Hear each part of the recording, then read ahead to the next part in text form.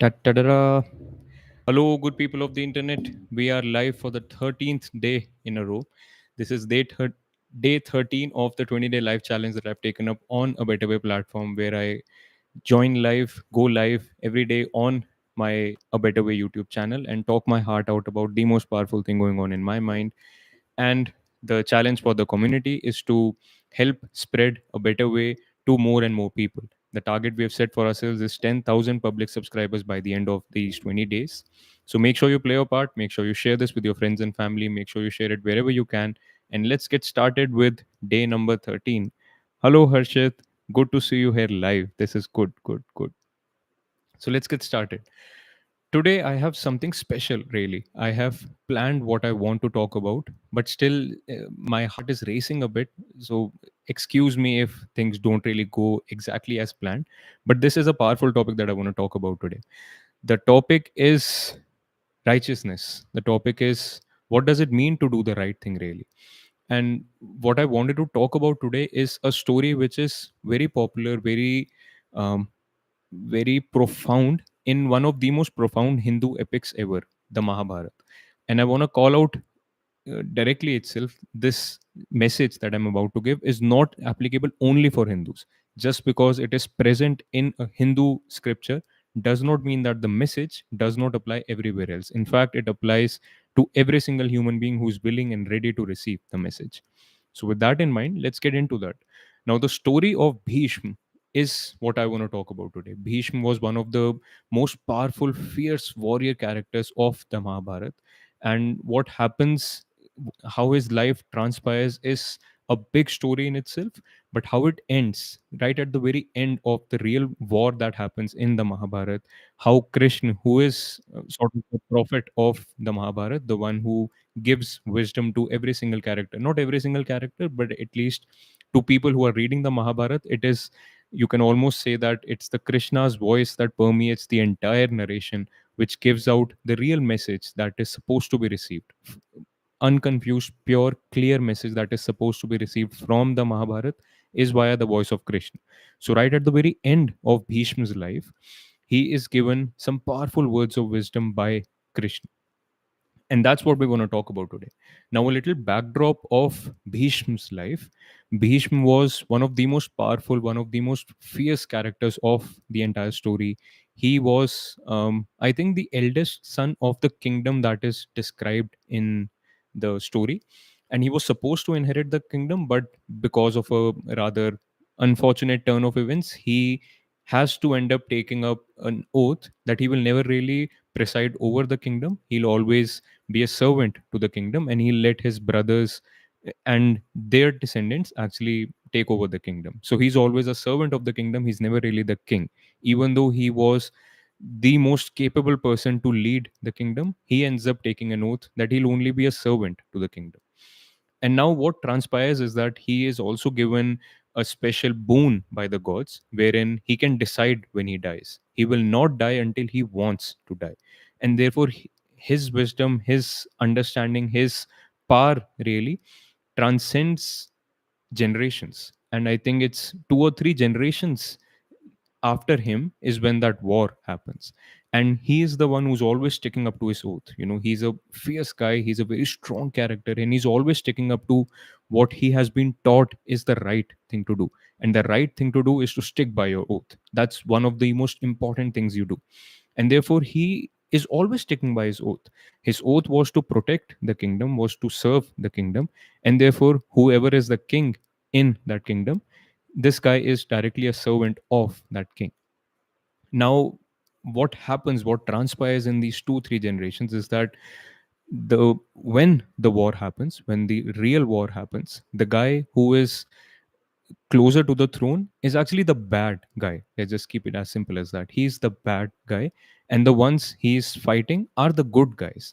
And Bhishma also knows it. He's a knowledgeable, intellectual, intelligent, wise guy. So he knows that these other people are the right, are the better people, and the one that he's supporting is actually a bad guy. But because of his oath, because of his idea of what the right thing to do is, according to his tradition, he keeps sticking by the bad guy.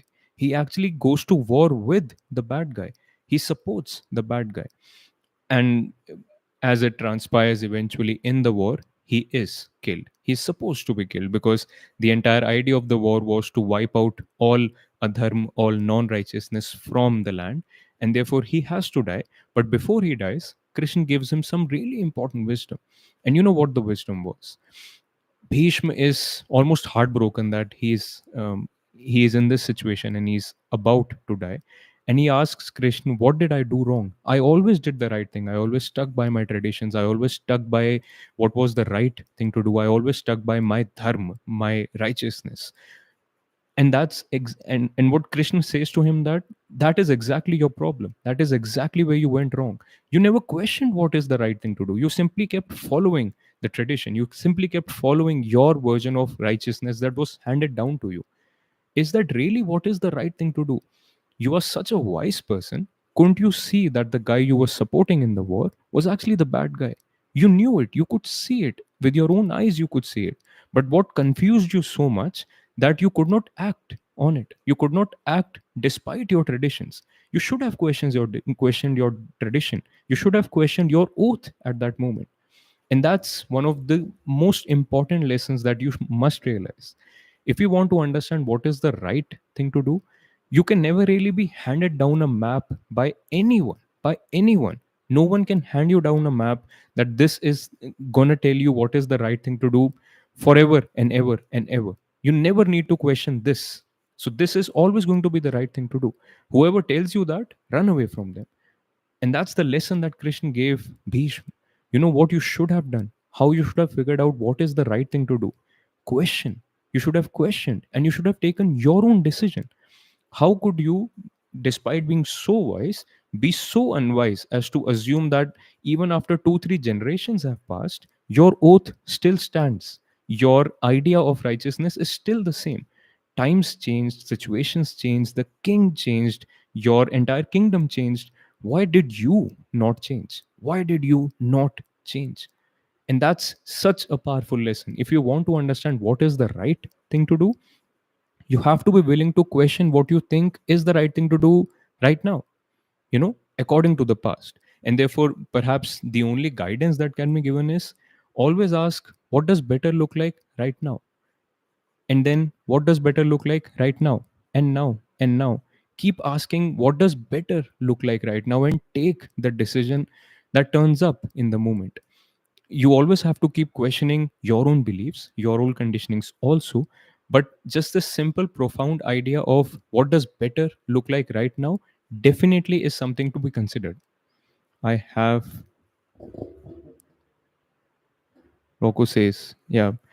Hello, Rocco. I'm glad to see you here. This leaves us with such uncertainty. What does love look like right now? What would I want if the shoe sat wholly on the other foot? This is exactly true. So, what I have done here is actually I've added a few maps that I wanted to share with you that can help you take better decisions. Not the right decision. I cannot give you something which will tell you what is the right decision to take, but these are some maps that you can use to actually take better decisions. So one of them is actually something that I've also written here that Rocco shares in his message here. What does love look like right now? What does love look like right now? What does love look like right now? That's extremely important. Do unto others as you would have them do unto you. Or like Rocco says, what would I want if the shoe sat wholly on the other foot? Treat others as I would want them to treat me. And then two of the most powerful questions you can sit with to resolve any situation that you're in at your own individual level and at the level of the society, at the level of the human species, really. How can I help? And is my help helping? How can I help? And is my help helping? Definitely ask these questions and definitely be honest enough to really listen to the answers that turn up. And that's what I leave you with.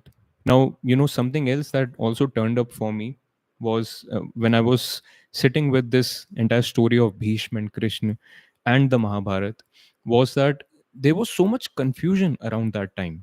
The Mahabharata is set around the time, according to the Hindu calendar, it is right at the end of Dwapar Yug, and it is transitioning into Kali Yuga. So it's the end of a yuga, it's the end of a massive cycle. Don't take it literally, but just consider it metaphorical in the sense that there are always ups and downs. And the Mahabharata is written right at the edge of one of those cycles. The cycle of the Dwapar Yuga was ending, and we were transitioning into the Kali Yuga. And there was so much confusion around.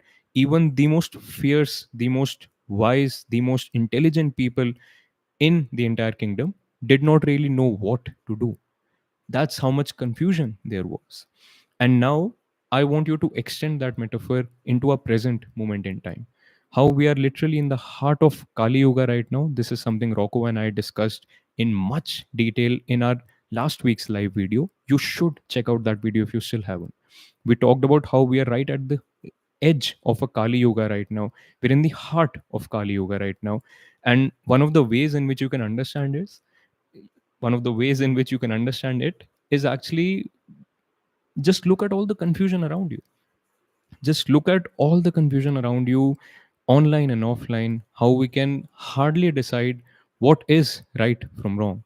We can hardly even agree on what is true anymore, despite of the fact that we have the best information technology systems ever available to humans. We are the most confused generation of human beings ever. We can't seem to agree on anything. We can't seem to agree, let alone on what is right or wrong or better or worse. We cannot even agree on what is true anymore. And amongst all of this confusion, one of the key ways to stand up as a true leader is really to unconfuse the population, unconfuse yourself firstly, and then unconfuse the entire population. And that cannot be the project of a single person, that cannot be the project of just a couple of people. Really, it has to be a community project. It has to be a community project, because it cannot, a single person cannot just stand up and say I know what is right. That's a recipe for disaster again, right? And that is one of the key driving forces behind Rocco and I sharing these messages out loud with everyone. We want to build a community that stands up for what is better and is agiling its way towards a better way. We've literally called it a better way because of this. And that's something I leave you with. And now, just to top it off, today morning I was scrolling through LinkedIn because I just posted something on LinkedIn after a month or so. In fact, after a few months, I guess. And I accidentally ended up reaching an article written by Rocco on leadership. And I wanted to share a quote from that article. I'll end the call after that. And I'll share the link to the article. It's a very small article, but it was literally about what is true leadership. And this is what Rocco says: true leadership isn't about true leaders. True leadership isn't about true leaders. It is about vulnerable, fallible people who want better for, who want better for, not better from others. Listen to this again. It is about vulnerable, fallible people who want better for, not better from others, and who are by nature reluctant to lead. Who are by nature reluctant to lead. But choose, but choose that regardless, because of the absence and desperate need of leadership which they find unacceptable.